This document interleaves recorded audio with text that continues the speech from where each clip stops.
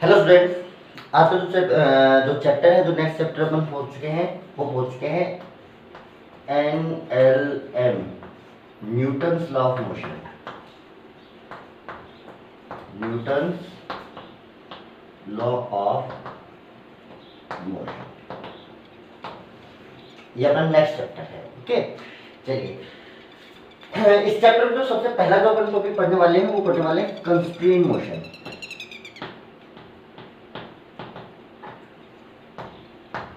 Constraint motion.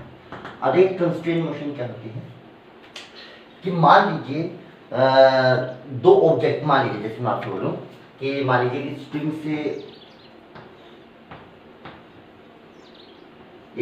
से जुड़े हुए हैं दो ऑब्जेक्ट। मान लीजिए आपने इसको इधर पकड़ के 20 स्पीड दी।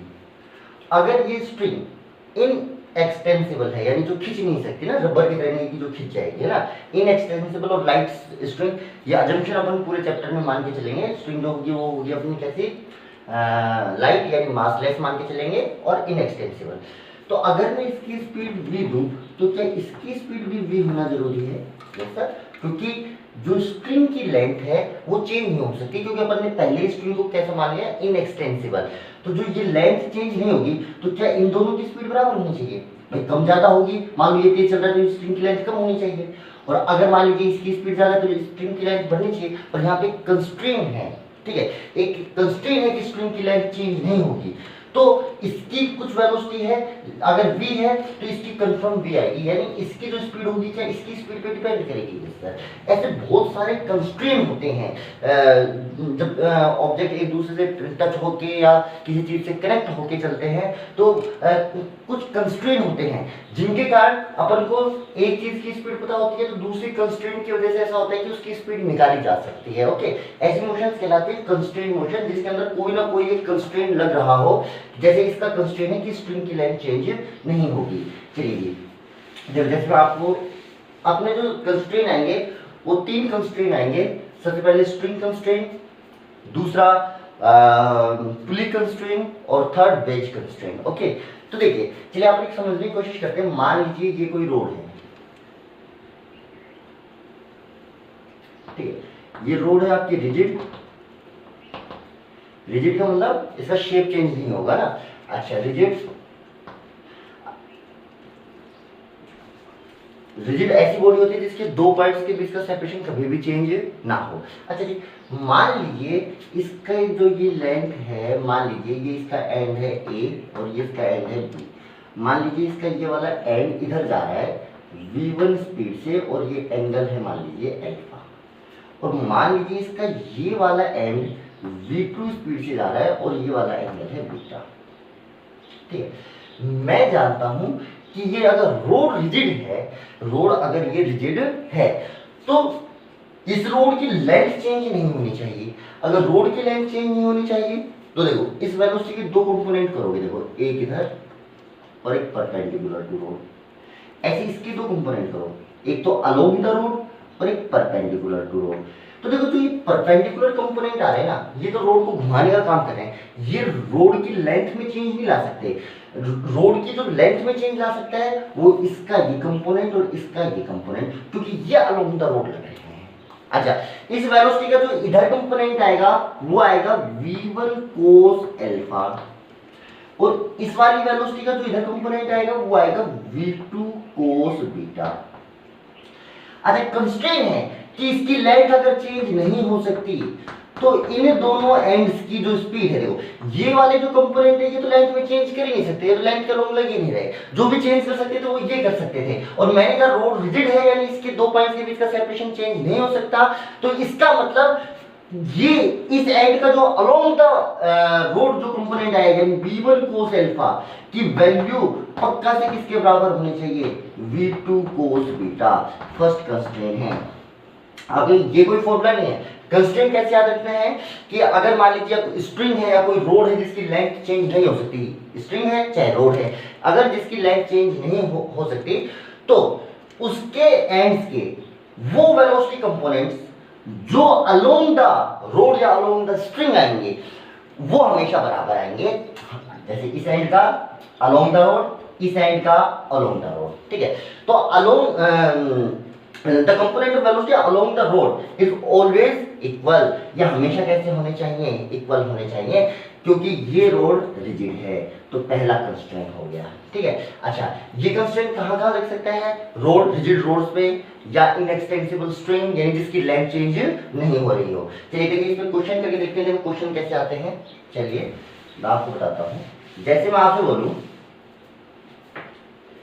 कि मान लीजिए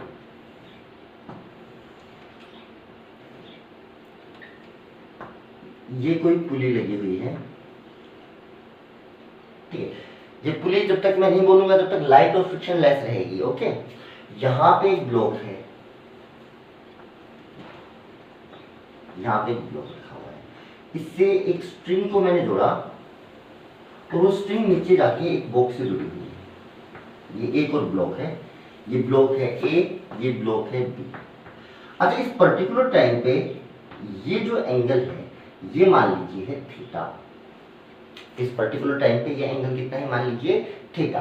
अच्छा, तो जो मान लीजिए अगर मैंने आपसे बोला कि मैंने इसको स्पीड दी इस डायरेक्शन में 2 मीटर पर सेकेंड, ठीक है।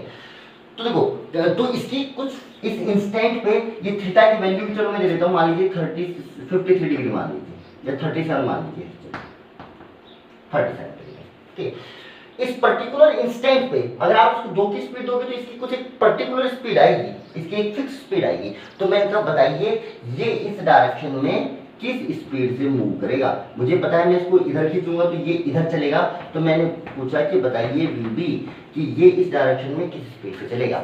अच्छा जी, चलिए अपन तो करते हैं कंस्ट्रेंट की बात। तो इस एंड को 2 से खींचा तो ये एंड भी 2 से जाएगा, ये एंड 2 से खींचा तो ये भी, क्योंकि अलोंग द स्ट्रिंग वेलोसिटी क्या रहती है, सेम रहती है, क्योंकि स्ट्रिंग जो आपकी इनएक्सटेंसिबल है, जो ये आपकी स्ट्रिंग है ये खींच नहीं सकती है ना। तो अगर ये एंड 2 की स्पीड से इधर जा रहा है तो इसकी इस एंड को भी 2 की स्पीड से इधर जाना पड़ेगा। इसकी इस पॉइंट की भी स्पीड 2 होगी, इसकी भी 2 होगी, यानी पूरे along the string her point कितने से जा रहा होगा, 2 से जा रहा होगा। तो अगर इसकी स्पीड 2 मीटर पर सेकंड है तो इसकी 2 मीटर पर सेकंड इधर स्पीड होनी चाहिए स्ट्रिंग की, यानी ये ऐसी स्पीड से चलना चाहिए, ये ब्लॉक ऐसी स्पीड से चलना चाहिए कि इसका इधर कंपोनेंट कितना आना चाहिए 2, क्योंकि कंस्ट्रेंट ये था कि अलोंग द स्ट्रिंग वेलोसिटी का कंपोनेंट कांस्टेंट रहना चाहिए। या अलोंग द स्ट्रिंग आपने इसको इधर खींचा तो आपने अलोंग द स्ट्रिंग ही वेलोसिटी दी है, तो ये एंड 2 से आपने खींचा तो ये एंड भी 2 से गया, यानी अलोंग द स्ट्रिंग पूरी स्ट्रिंग की स्पीड कितनी रहेगी, 2 रहेगी, है ना। तो इसकी जो वेलोसिटी आएगी वीबी वो इतनी आएगी कि इस वेलोसिटी का इधर कंपोनेंट कितना आना चाहिए 2, along the string component same रहना चाहिए, यानी VB ऐसा होना चाहिए कि VB का अगर मैं इधर कंपोनेंट देखूं तो VB cos 37 इक्वल टू कितना आएगा, 2 आएगा। तो VB की वैल्यू कितनी आ गई, VB की वैल्यू आ गई 2 अपॉन cos 37, और cos 37 की वैल्यू होती है 4/5। तो सोल्व करोगे तो ये आ जाएगा 10/4 या 2.5 मीटर पर सेकेंड VB। जनरली बच्चा क्या गलती करता है, वो इसका इधर कंपोनेंट ले लेता है, उसको VB लिख लेता है। नहीं, इसकी जो भी इसकी रिजल्टेंट वेलोसिटी कौन सी है, ये है, फाइनल के लिए इधर चल रहा है ना, तो जो इस एंड की नेट वेलोसिटी होगी उसका कंपोनेंट लेना है अलोंग द स्ट्रिंग, और वो सेम रहना चाहिए पूरी स्ट्रिंग के लिए। पहला क्वेश्चन, ठीक है। अच्छा, इस क्वेश्चन को आप एक तरीके से और भी कर सकते हो। देखो, मान लीजिए कि इसी कंस्ट्रेंट को देखो मैं और दूसरे तरीके से कैसे अप्लाई कर सकता हूं। देखो, मान लीजिए ये 2 मीटर पर सेकेंड, मान लीजिए ये जो डिस्टेंस है वो मान लीजिए y है, और मान लीजिए इस इंस्टेंट पे ये जो डिस्टेंस है वो है x, और ये वाली मान लीजिए स्ट्रिंग की लेंथ इन दोनों पॉइंट्स के बीच में ये है l। तो अगर आप ट्राइंगल को लेंगे तो x² + y² equal to l² होना चाहिए। Yes sir. अच्छा, जब ये चलेगा तो जब ये ब्लॉक इधर जाएगा तो x भी चेंज होगा। अच्छा, x चेंज होने के साथ l भी चेंज होगा। जब ये ब्लॉक इधर आ जाएगा तो क्या स्ट्रिंग की लेंथ चेंज हो जाएगी। Yes sir. क्योंकि कुछ स्ट्रिंग इधर खिंच चुकी होगी, तो एल भी चेंज होगा, एक्स भी चेंज होगा, पर इस पूरी मोशन के दौरान वाई चेंज नहीं होगा। वाई तो हमेशा, ये हाइट तो फिक्स है ना, तो ये कंस्ट्रेंट है कि वाई आपका चेंज नहीं हो रहा है। देखो इसी क्वेश्चन को करने का सेकंड मेथड है, आप पहले की तरह भी कर सकते हैं, कोई खास बात नहीं है ना। अच्छा जी, अब देखो अगर मैं इस इक्वेशन को डिफरेंशिएट कर दूं तो ये आएगा 2x dx by dt, time के रिस्पेक्ट में मैंने डिफरेंशिएट किया, और y मुझे पता है कांस्टेंट रहेगा, पूरी मोशन के दौरान y चेंज नहीं होगा, और ये आएगा 2l dl by dt।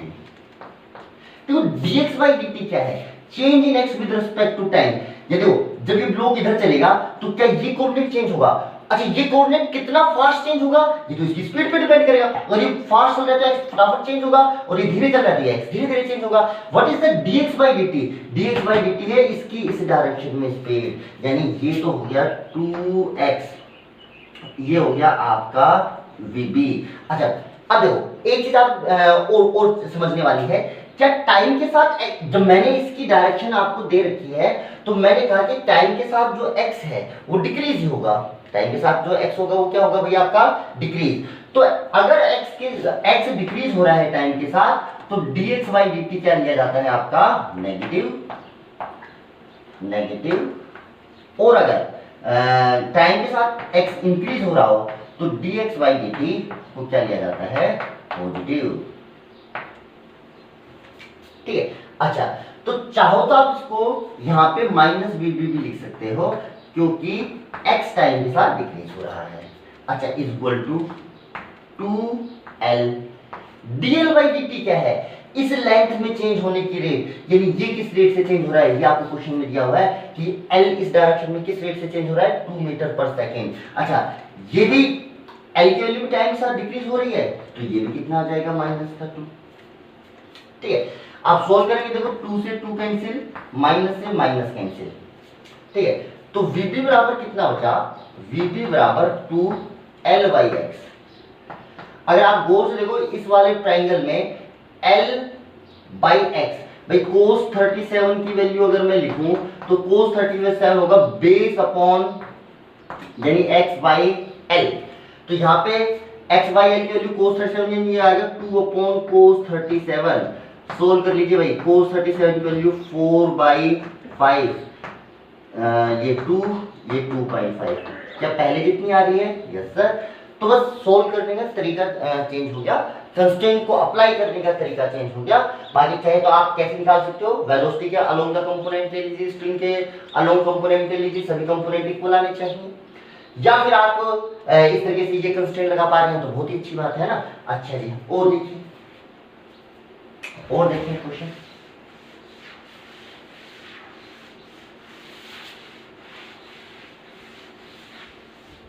दूसरा क्वेश्चन देखिए, मैंने बोला कि मान लीजिए ये एक लाइट और स्मूथ, ये एक स्मूथ रोड है, ठीक, इसके अंदर एक बीड डली हुई है, ऐसी छोटी सी रिंग है ना, छोटी सी, और ये स्मूथ है, फ्रिक्शनलेस है। ठीक है, इससे मैंने ये जोड़ी स्ट्रिंग, और यहां पे मैंने एक पुली लगा दी, और यहां से मैंने एक ब्लॉक लटका दिया। ठीक है, अच्छा मान लीजिए ये जो ब्लॉक है, मान लीजिए एक ब्लॉक है, ये नीचे की तरफ जा रहा है 4 मीटर पर सेकंड से, और इस पर्टिकुलर टाइम पे जो पुली इतना टेढ़ा लगाया हुआ है कि ये एंगल मान लीजिए बन रहा है 37 मान लीजिए। तो देखो ये नीचे जाएगा तो ये इसके पास ये प्रॉब्लम है कि ये अगर मोशन करेगी तो ये along the road he motion कर सकती है, ये इसके ऊपर या तो इधर या इधर ऐसी तो स्लाइड कर सकती है, और तो स्लाइड कर नहीं सकती, इधर से फिक्स है, ये स्मूथ है तो इधर मोशन, ऊपर नीचे तो जा नहीं सकती, रोड है बीच के अंदर है ना। तो ये मुझे पक्का पता है कि ये अगर इधर जाएगा तो ये इधर जाएगा, ये जो आपका स्मॉल सा रिंग है मान लीजिए इसकी स्पीड भी है।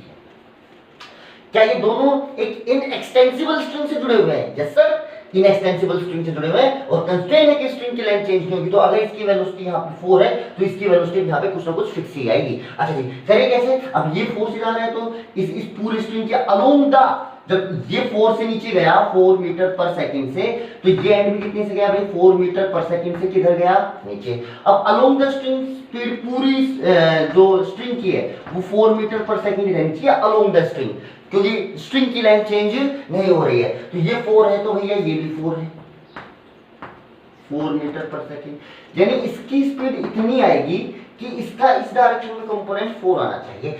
ये तो बेटा इसकी रिजल्टेंट स्पीड है ना, ये टोटल स्पीड इसकी ये है, ये ऐसे होनी चाहिए कि इसका अलोंग द स्ट्रिंग कंपोनेंट कितना आना चाहिए 4। तो भैया इसका इस डायरेक्शन में कंपोनेंट कितना आएगा v cos 37, v cos 37, और इसकी वैल्यू कितनी आनी चाहिए 4। जो नेट वेलोसिटी होता है उसका अलोंग द स्ट्रिंग कंपोनेंट लेते हैं, अलोंग द स्ट्रिंग का कंपोनेंट नहीं लिया, ऐसे नहीं लिख सकते इसको 4 cos 37 बराबर v, नहीं, v के कंपोनेंट ले जाएंगे हमेशा अलोंग द स्ट्रिंग। तो v cos 37 इक्वल टू 4, और मुझे ऐसा लग रहा है कि cos 37 की वैल्यू होती है 4/5 इक्वल टू 4, भाई 4 से 4 कैंसिल, v की वैल्यू आ गई 5 मीटर पर सेकेंड। देखिए सेकंड क्वेश्चन एग्जाम्पल है ना। अच्छा जी, और देखिए कंस्ट्रेंट मोशन के बारे में। और देखिए मैंने आपसे बोला कि मान लीजिए ये एक स्मूथ पुली है,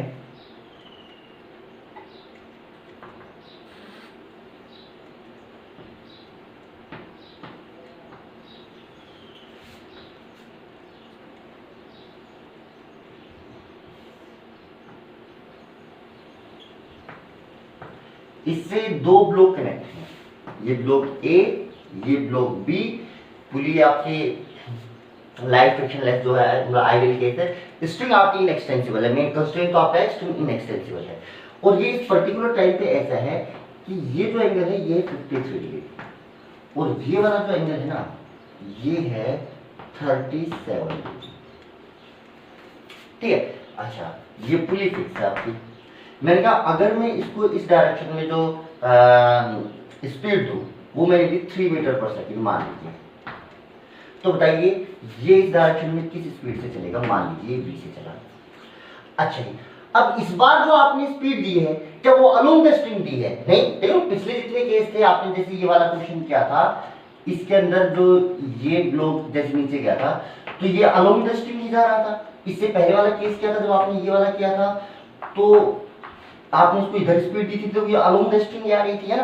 पर इस बार ऐसा नहीं, इस बार जो आपने इसको स्पीड दी है वो अलोंग द स्ट्रिंग नहीं दी, ये ब्लॉक चल रहा है इधर और स्ट्रिंग है इधर। तो भैया सबसे पहले आपका काम होता है वेलोसिटी का component along the string constant रहना चाहिए। तो इस एंड पे देखो अगर ये एंगल 53 है तो ये एंगल भी कितना होगा भैया 53, ठीक है। अच्छा तो इधर इसका जो कंपोनेंट आएगा वो आएगा 3 cos 37, 3 cos, चलो इसको स्पीड को थोड़ा आसान लाइन 5 लिख लीजिए आप, थोड़ा आसान हो जाएगा 5, ठीक है। 5 की स्पीड से चला तो इधर आएगा 5।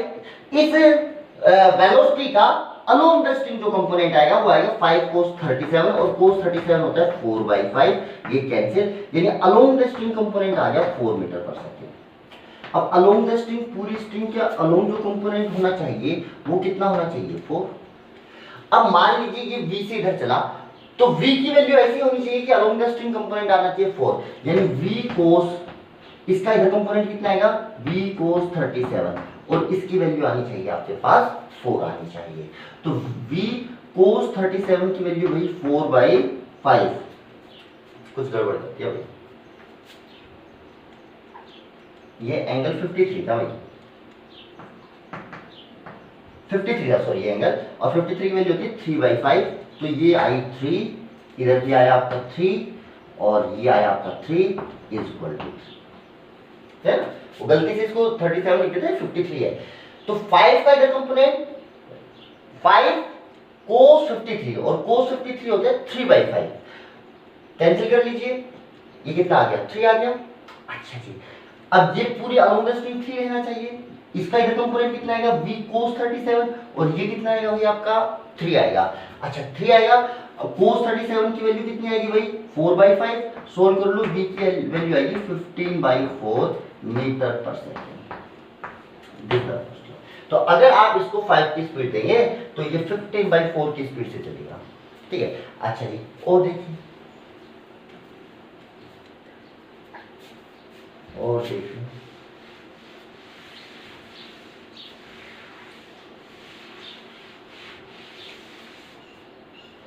जैसे कि मान लीजिए मैंने आपसे बोला कि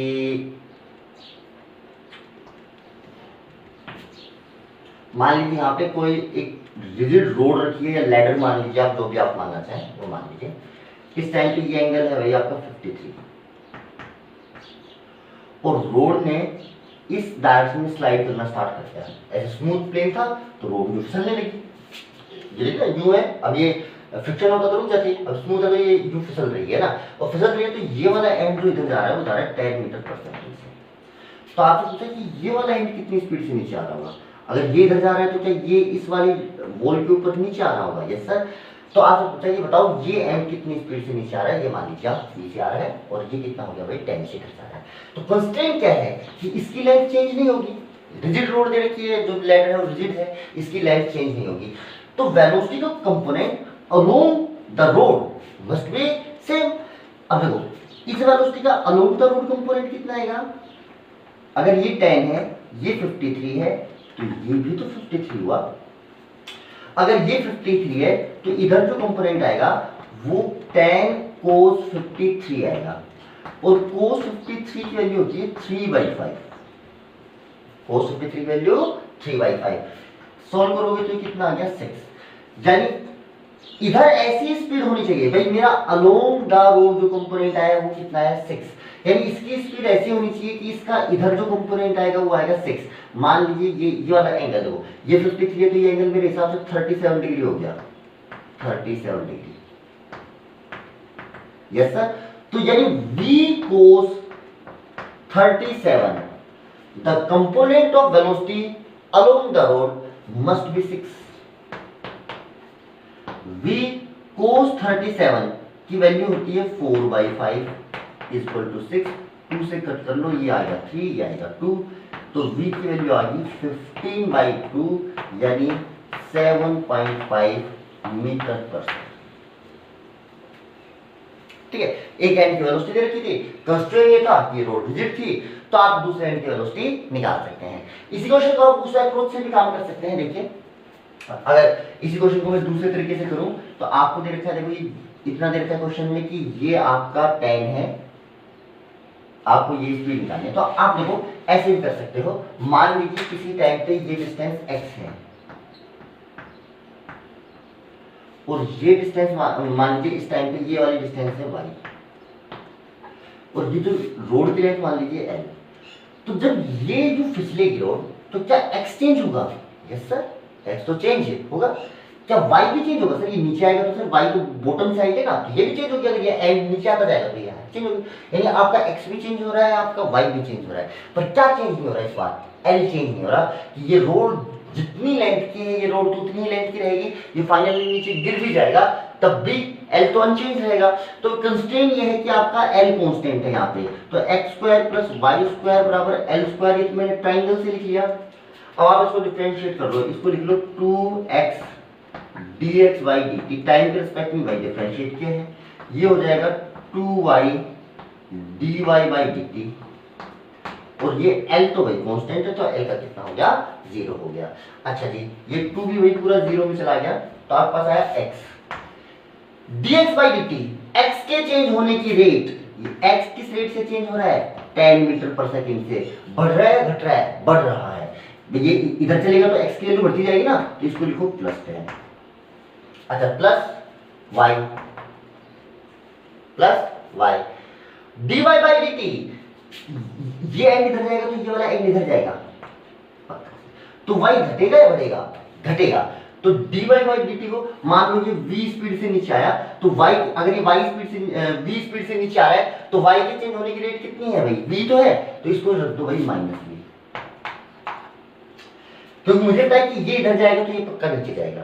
ठीक है, अगर नहीं भी पता, अगर आपको नहीं पता तो आप तो प्लस रख लो, तो आंसर अगर माइनस आ जाए, v की वैल्यू नेगेटिव आ जाए, इसका मतलब ये y घट रहा है, और v की वैल्यू अगर पॉजिटिव आ जाए तो y बढ़ रहा है। वो आपकी चॉइस है, आप जैसा करना चाहे वैसा कर लीजिए। तो वापस से सुनिए, इस रोड के चलने का ये 10 से गया तो क्या एक्सचेंज हुआ? Yes sir. और x कितना चेंज होगा? 10 मीटर पर सेकंड, यानी x की वैल्यू हर बार 10 मीटर हर सेकंड बढ़ेगी, तो dx by dt x के चेंज होने की रेट कितनी होगी? 10 मीटर पर सेकंड। x बढ़ रहा है इसलिए मैंने इसको का प्लस 10 रख दिया। अच्छा, अब ये इधर जा रहा है तो मैं ज्योमेट्री से बोल सकता हूं कि ये नीचे जाएगा। अगर मैं बोलूं कि ये नीचे जाएगा तो y पक्का घटेगा। जैसे मान लो ये 10 की स्पीड से इधर गया तो इसको प्लस 10 रखा, अब ये v की स्पीड से नीचे आया तो इसको मैं माइनस v रखूंगा।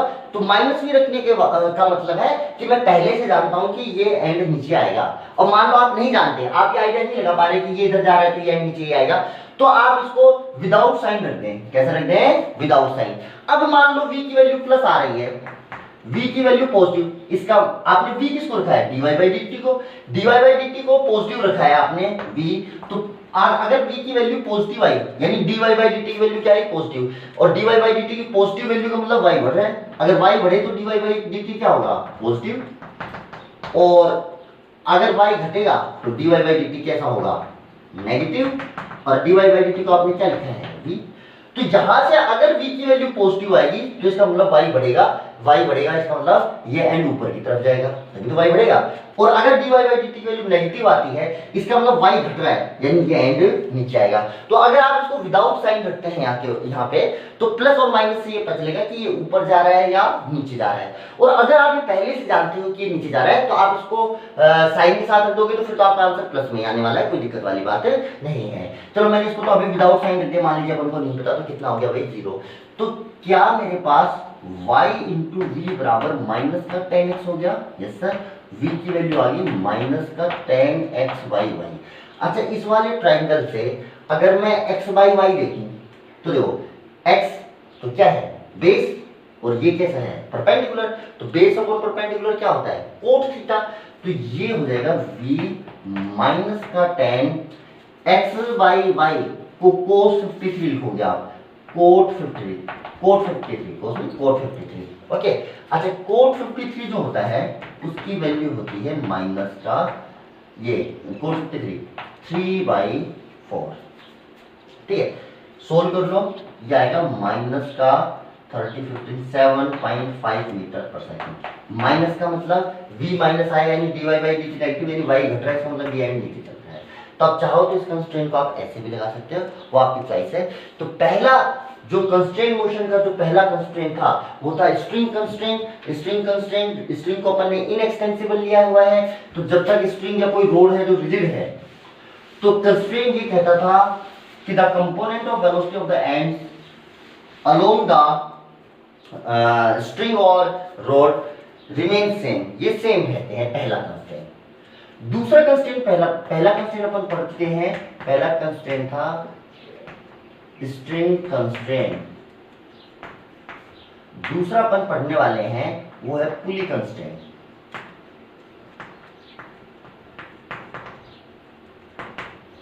पुली कंस्ट्रेंट में दो केस पढ़ेंगे, व्हेन पुली इज फिक्स्ड, और दूसरा पढ़ेंगे व्हेन पुली इज मूविंग।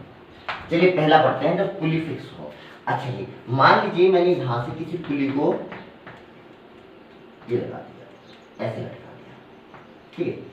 अच्छा, इससे मैंने एक स्ट्रिंग लगाई और यहां पे दो ब्लॉक लगा दिए, ठीक है। अच्छा जी, मैं ये जानता हूं कि अगर स्ट्रिंग इनएक्सटेंसिबल है तो मान लो ये x मीटर नीचे गया तो ये क्या x मीटर ऊपर जाएगा? Yes sir. यानी सेम टाइम में देखो ये दोनों सेम डिस्टेंस चलेंगे, यानी the distance travel by x मतलब a block and the distance travel by b block का मैग्नीट्यूड बराबर होगा। अगर ये 2 मीटर नीचे गया तो ये 2 मीटर ऊपर जाएगा, ये फिक्स है, क्योंकि स्ट्रिंग की लाइन चेंज नहीं हो सकती। तो ये 2 मीटर नीचे गया तो ये 2 मीटर ऊपर ही जाएगा। और वैसे अगर देखोगे तो एक्स ए वेक्टर बराबर माइनस का एक्स बी वेक्टर आएगा। यानी ये x से नीचे जाएगा तो दूसरे को पक्का ऊपर ही जाना है, पुली तो वही आपकी फिक्स है ना। तो आप इसको डिफरेंशिएट करोगे तो आप लिख सकते हो dxa वेक्टर अपॉन dt बराबर माइनस का dxb vector by dt। dxa by dt यानी इसकी पोजीशन में चेंज होने की रेट, dxb बाई dt यानी इसकी पोजीशन में चेंज होने की रेट। तो आप ऐसा लिख सकते हो पक्का से इसको लिख सकते हो va जो ए की पोजीशन चेंज होने की रेट और ये बी के चेंज होने की रेट, तो इसको लिख सकते हो माइनस का बी। यानी इन दोनों की वेलोसिटी इक्वल और अपोजिट होगी, मतलब ये v से नीचे जाएगा तो ये v से नीचे ऊपर जाएगा। तो ये तो फिक्स है ही ना। तो मान लीजिए t टाइम में देखा, t टाइम में ये x नीचे गया तो t टाइम में x ऊपर जाएगा, तो इसकी वेलोसिटी कितनी होगी, डिस्प्लेसमेंट अपॉन टाइम। इसकी वेलोसिटी कितनी होगी, डिस्प्लेसमेंट अपॉन टाइम। बस ये नीचे आ रही है तो ये किधर आएगी, ये पक्का से ऊपर आएगी। तो बस डायरेक्शन अलग होती है, बाकी मैग्नीट्यूड क्या होते हैं, सेम। अगर मैं दोनों तरफ मैग्नीट्यूड ले लूं देन va वेक्टर का mod equal to vb vector का मोड। इस इक्वेशन को आप एक बार फिर से डिफरेंशिएट कर देंगे तो आप ऐसा लिख सकते हैं कि इन दोनों का एक्सीलरेशन भी इक्वल और अपोजिट होगा। तो ये पुली कंस्ट्रेंट है। पुली कंस्ट्रेंट क्या कहता है कि अगर आपकी पुली फिक्स है, अगर पुली मूव नहीं कर रही है, तो अगर ये v स्पीड से नीचे जाएगा तो दूसरा एंड v स्पीड से ऊपर आना चाहिए। चलिए जी और देखिए, जैसे मान लीजिए पुली जब फिक्स हो तब, तो सिंपल सा अगर मैं आपसे क्वेश्चन पूछूं कि ये पुली है, अगर ये ए ब्लॉक ऊपर जा रहा है 10 मीटर पर सेकंड से, तो ये बी ब्लॉक, तो इसकी स्पीड कितनी होगी भाई, 10 मीटर पर सेकंड नीचे की तरफ होगी, 10 मीटर पर सेकंड नीचे की तरफ होगी। ये सिंपल सा, पहले जब पुली मूव नहीं कर रही तो बहुत सिंपल काम था। ये मान लिया आपने लेंथ कितनी है x से, और ये कितनी मान लिया आपने xb, तो dx से y dt कितना हो जाएगा भाई, x के चेंज होने की रेट यानी इसकी वेलोसिटी, और dxb by dt क्या हो जाएगा, इसकी वेलोसिटी, और दोनों की वेलोसिटी क्या रहनी चाहिए, मैग्नीट्यूड में इक्वल और डायरेक्शन में अपोजिट। अच्छा मान लीजिए पुली मूव कर रही है, जैसे मान लीजिए आप कोई लिफ्ट में हो, ये लिफ्ट है, यहाँ पे मैं पुली लगा दूं, यहाँ पे ये ब्लॉक है और एक ये ब्लॉक है, ठीक है। मान लीजिए ऐसे चल रहा है, ये पुली के ऊपर से ये नीचे जा रहा है और ये ऊपर जा रहा है मान लीजिए, और मान लो लिफ्ट भी चल रही है, तो लिफ्ट चल रही होगी तो क्या पुली मूवेबल हो जाएगी, यस सर। अच्छा ऐसे अब इस केस में देखना क्या होगा, देखो फिलहाल मान लो आपने इस इंस्टेंट पे इसको छोड़ा, इस इंस्टेंट पे आपने इसको इन ब्लॉक को जस्ट रिलीज किया, तो रिलीज किया तो ये नीचे की तरफ चला, ये ऊपर की तरफ चला, और पुली भी ऊपर की तरफ चल रही है। तो मान लीजिए थोड़ी देर बाद ये लिफ्ट यहाँ पहुंच गई, उस समय जो ये ए ब्लॉक था वो पहुंच गया ऊपर और ये पहुंच गया नीचे, ठीक है। पर अगर आप गौर से देखो तो दोनों ही ब्लॉक ऊपर गए हैं, ये ब्लॉक यहां से यहां पहुंच गया और ये ब्लॉक यहां से यहां पहुंच गया। अब मैं ऐसा नहीं बोल सकता कि जितना ब्लॉक ये ऊपर गया है उतना ब्लॉक ये नीचे, देखो दोनों ही ब्लॉक ऊपर चले गए, देखो वैसे भी ये ब्लॉक नीचे जा रहा है, ये ब्लॉक ऊपर, पर पूरी लिफ्ट चल रही है ना, तो ये नीचे तो आया पर इतने टाइम में लिफ्ट यहां पहुंच गई, तो इसकी पोजीशन देखोगे जब लिफ्ट यहां पे थी, जब आपने इनको यहां पे रिलीज किया तो ये वैसे तो नीचे चल रहा था, पर लिफ्ट के चलने का ओवरऑल इसकी पोजीशन में जो चेंज आया वो ये ऊपर ही चला गया और ये भी ऊपर ही चला गया। तो आप अब नहीं बोल सकते, अगर पुली मूवेबल है तो आप ऐसा नहीं बोल सकते कि जितना ये ऊपर जाएगा उतना ही नीचे जाएगा। हाँ ये बोल सकते थे आप अगर आप लिफ्ट में बैठ जाओ, अगर आप कहां बैठ जाते लिफ्ट में, तो आपको लिफ्ट तो रेस्ट में नजर आती, तब ये आपको पक्का नीचे चलता हुआ नजर आता और ये पक्का ऊपर चलता हुआ नजर आता। तो जब भी आपकी ऐसे जो पुली मूवेबल हो तो लिफ्ट पे बैठ जाओ, या मैं कहूं यहाँ पे पुली पे बैठ जाओ आप। अगर आप पुली पे बैठ के देखोगे तो देखो ये पक्का आपको नीचे जाता हुआ नजर आएगा और ये पक्का आपको ऊपर ही जाता हुआ नजर आएगा। अगर आप इस पुली के ऊपर बैठ के इस ब्लॉक को देखो, इनको दोनों साथ रिलीज किया था, आप यहाँ पे बैठे हुए हो, आप इसके ऊपर इस पे बैठ के इसको देखोगे ये नीचे जाता हुआ, ये आपको ऐसा लगेगा ये तो पुली के पास भाग के आ रहा है और ऐसा लगेगा ये पुली से दूर जा रहा है। ये जब आप पुली पर बैठ के देखोगे तब ऐसा होगा, और ऐसा भी होगा पुली पे बैठ के देखोगे, अगर ये 2 मीटर ऊपर आया तो ये आपको 2 मीटर नीचे, क्योंकि स्ट्रिंग की लेंथ तो बी कैसी है बेटा, कांस्टेंट है। अगर ये 2 मीटर ऊपर चला गया है तो इसको पक्का से 2 मीटर किधर जाना पड़ेगा, नीचे। हाँ, यानी अब जो मुझे दिखाई दे रहा है ये पहले जैसा दिखाई दे रहा है, यानी ये जितना ऊपर जाएगा ये उतना नीचे जाएगा, पर ये कब दिखाई दे रहा है, जब आप पुली के ऊपर बैठ के ऑब्जर्वेशन लेते हो। अगर आप ग्राउंड पे बैठ के ऑब्जर्वेशन लोगे तो भाई ग्राउंड के रिस्पेक्ट में तो ये भी ऊपर चला गया और ये भी ऊपर चला गया। तो देखो मैं ये नहीं बोल सकता। अब अगर पर पुली पे बैठने के बाद अगर आप पुली पे बैठ के ऑब्जर्वेशन लेते हो, देन ये जो आपकी मोशन है ये बहुत सिंपल हो जाएगी, ये पक्का ऊपर जा रहा होगा, ये पक्का नीचे जा रहा होगा। तो आप क्या बोल सकते हो, आप बोल सकते हो displacement of A with respect to pulley is equal to displacement of B with respect to pulley minus का। पुली के रिस्पेक्ट में ये 2 मीटर ऊपर आया तो ये पक्का 2 मीटर नीचे जाएगा। हो सकता है ग्राउंड के रिस्पेक्ट में, देखो ये तो ऊपर एक्चुअल में तो 2 मीटर गया है, पर ग्राउंड के रिस्पेक्ट में 6 मीटर ऊपर चला गया होगा, क्योंकि भाई पुली भी चल रही है। ये मान लीजिए पुली के रिस्पेक्ट में 2 मीटर नीचे आया तो हो सकता है ग्राउंड के रिस्पेक्ट में 4 मीटर ऊपर चला गया हो, क्योंकि पुली तो किधर चल रही है भाई, ऊपर ही चल रही है। अच्छा जी, इसको डिफरेंशिएट कर दो तो मैं लिख सकता हूं velocity of A with respect to pulley equal to minus velocity of B with respect to pulley. भाई मैं ऐसा लिख सकता हूं, यानी पुली के रिस्पेक्ट में देखोगे तो ये दोनों ऊपर नीचे आपको मोशन करते हुए नजर आएंगे। चलिए जी, और देखिए, तो मैंने ऐसा बोला कि velocity of A with respect to P कैसे लिखते हो, velocity of A minus velocity of P equal to minus का वेलोसिटी ऑफ बी माइनस का वेलोसिटी ऑफ पी। अच्छा, इसको सोल्व करोगे तो लिखोगे वेलोसिटी ऑफ ए माइनस का velocity of P equal to minus का वेलोसिटी ऑफ बी प्लस का वेलोसिटी ऑफ पी। अब इसको इधर ले आओ और पी को दो दूसरी तरफ, तो ये आएगा V A vector plus V B vector by 2 equal to V P. ये तीनों की मोशन में रिलेशन है। यहाँ पे देखो ये क्या है, displacement of A with respect to P, displacement of B with respect to P. अब इसको आपने लिखा V A minus V P. ये क्या है, वी ए मतलब velocity of A with respect to ground, ये विद रिस्पेक्ट ऑफ पुली था, ये विद रिस्पेक्ट, यानी ग्राउंड फ्रेम में अगर मुझे इसकी स्पीड बताओ तो मैं पुली की स्पीड बता सकता हूँ, या मुझे पुली की स्पीड दे दे और एक ब्लॉक की स्पीड दे दे तो मैं दूसरे ब्लॉक की भी स्पीड बता सकता हूँ। ये तब है जब पुली मूव कर रही होगी। जैसे मैं आपको अभी करके दिखाता हूँ क्वेश्चन, जैसे कि मान लीजिए कि ये कोई पुली है, मान लीजिए लीजिए जा रही है 4 मीटर पर सेकेंड से, और इससे 2 ब्लॉक कनेक्ट हैं, एक दूसरा, ठीक। अच्छा, मान लीजिए ये जो ब्लॉक है ना, मैं ग्राउंड से देखा तो ये मुझे ऊपर जाता हुआ नजर आ रहा है 2 मीटर पर सेकेंड से, तो मैंने कहा ये ब्लॉक ग्राउंड के रिस्पेक्ट में किधर जाएगा और किस स्पीड से जाएगा। तो देखो करने का तरीका, आप देखो velocity of pulley equal to V A plus V B by 2।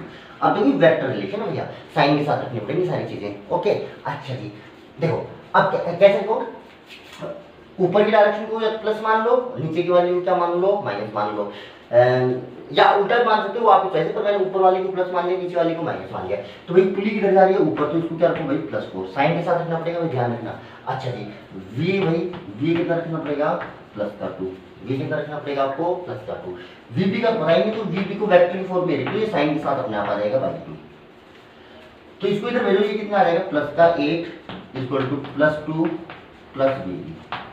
तो जो वीबी की वैल्यू आएगी वो आ जाएगी प्लस 6 वीबी, यानी ये इसकी वैल्यू प्लस 6 आई, यानी ये 6 मीटर पर सेकंड से ऊपर की जाता, ऊपर की तरफ जाएगा,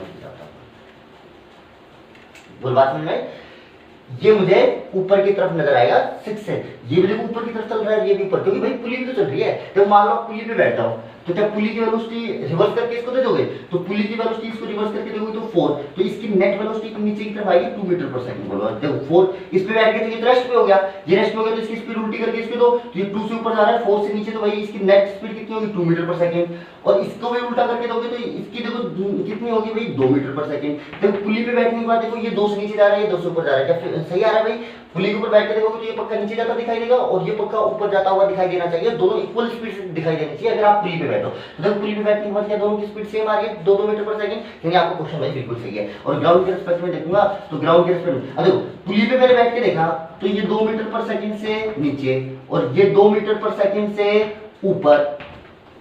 अब देखना एक बार, ये 2 मीटर पर सेकंड से नीचे और ये 2 मीटर पर सेकंड से ऊपर। अब पुली कितने से जा रही है भाई 4 से, तो देखो हर सेकंड ये 2 मीटर नीचे जाएगा और पुली की वजह से 4 मीटर ऊपर जाएगा, तो इसकी नेट स्पीड कितनी हो जाएगी भाई, ये ओवरऑल 2 मीटर ऊपर चला जाएगा।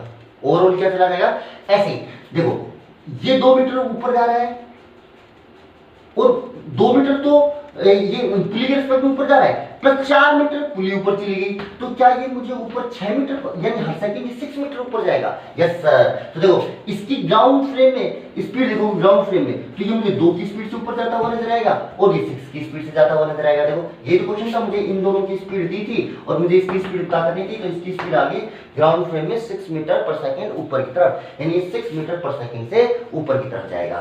चलिए भाई एक क्वेश्चन और देखें।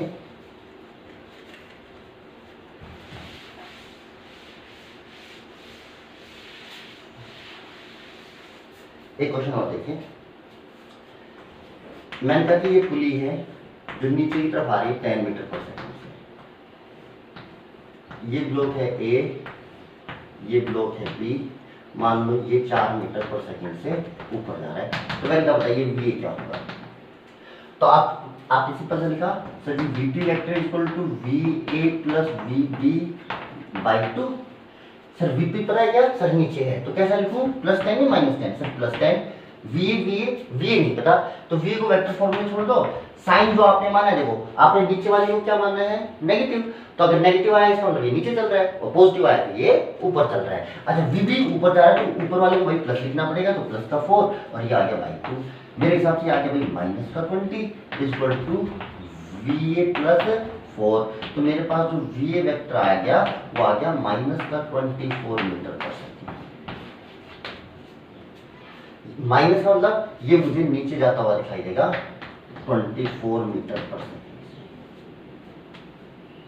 बोले क्या समझ में आया बेटा, ये पुली कंस्ट्रेंट है, क्या है ये पुली कंस्ट्रेंट। ठीक है, इसके ऊपर और भी काफी अच्छे क्वेश्चंस हैं मल्टीपल पुली वाले, वो भी अपन करेंगे, वो नेक्स्ट क्लास में करेंगे। इतने आप एक बार स्ट्रिंग कंस्ट्रेंट देखिए और स्ट्रिंग कंस्ट्रेंट के बाद आप क्या देखेंगे पुली कंस्ट्रेंट। ये दो एक बार इनको अप्लाई करना सीखिए, इसके आगे का पार्ट मैं आपको नेक्स्ट क्लास में करा दूंगा। Okay, thank you everyone.